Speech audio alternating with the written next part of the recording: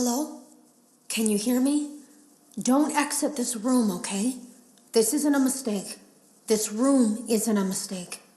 I had to hide these logs away from the core gameplay files, in a place that only a beta tester would look, and in a place where the files could be protected. I just really hope that the next development team finds this before the game is released to the public. This game has some kind of malicious code in it that we haven't been able to fully contain or even understand for that matter. We're over budget and out of time. But that's not the reason that we're shutting down. Listen, I have to keep this short so the file size will be small enough to fly under the radar. There are more. They may not be in order. I saw it for the first time today. There was a character I couldn't make out who it was, standing at the end of the hall. I thought it was just bugged out, so I made a note of it and kept playing. But then it was looking in the window, and not like Chica or Bonnie would. It was like it was actually looking in the window, seeing what I was doing. I heard a pretty heated conversation this morning between Dale, our manager, and someone else on the line. It really feels like this project is in trouble, in no small part because of the lawsuit, I'm sure.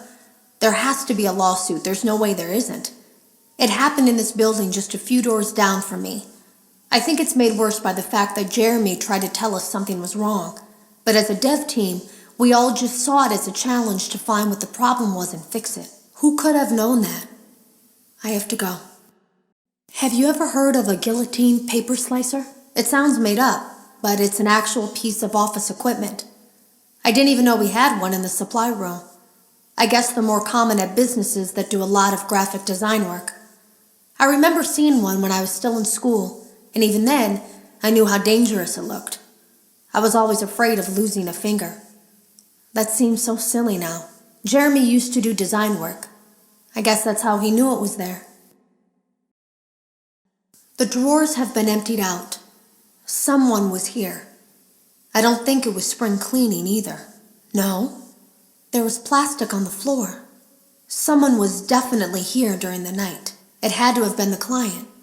I mean, they sent us that stuff in the first place with no explanation, told us to scan it, said it would expedite the process so we wouldn't need to program any pathfinding ourselves. It was a budget thing, I guess. It was just junk, circuit boards and things like that. Looked pretty old. Somehow, though, there was usable code on some of it. It seemed to take hold by itself.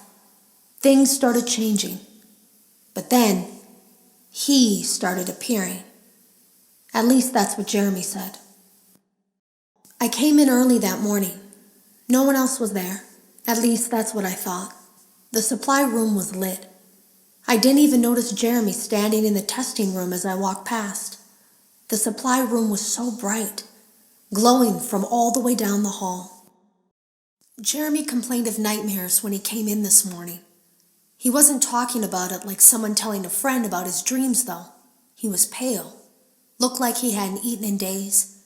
He spent an hour talking in Dale's office, but it didn't look like he was given much sympathy. When he came out, he went directly back to the testing room. He doesn't even jump anymore. Nothing scares him. He just stands there like he's talking to someone. Sometimes he rocks from side to side. We were told to leave him alone. I knew I was in line to do the testing next. They'd been prepping me for it. I guess they knew that Jeremy would need to be replaced soon. You can always tell when a company is getting ready to fire someone. They start giving out written warnings for silly things, making sure to build a paper trail and make a case for a firing. Things that normally no one would care about suddenly become grave offenses, all worthy of being written and documented. I guess it works two ways, because it also encourages a person to quit rather than be scrutinized so heavily. I think Jeremy was too far gone to consider that option, though.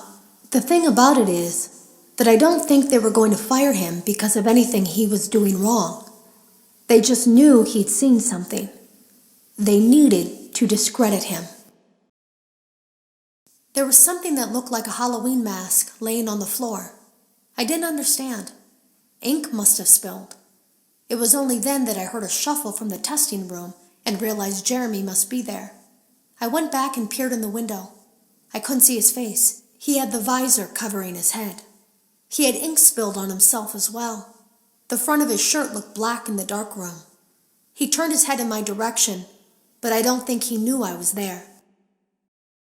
I was told I had 3 days to finish Jeremy's work, but I know it's just passing the time. They don't really expect me to do anything. It's just to keep up appearances until the buyout is complete. We have to look like we have things under control. There's another potential development studio that wants to pick up from here, but who knows what kind of lies they're being fed to convince them to do it. Against my better judgment, I'm going to do my best to see what's here, make notes of it, and try to isolate where this thing is hiding. At least then the next person that tests this will have a chance of getting rid of it. Today was my last day of beta testing, and the anomaly that I've been seeing is nowhere to be found. But after inspecting some of the files, it seems that it's attached itself to these logs. My logs. That can't be an accident. So now I have to make a choice. Do I leave these logs here for you to find, or do I try to purge this thing myself by destroying the logs? I've chosen the latter.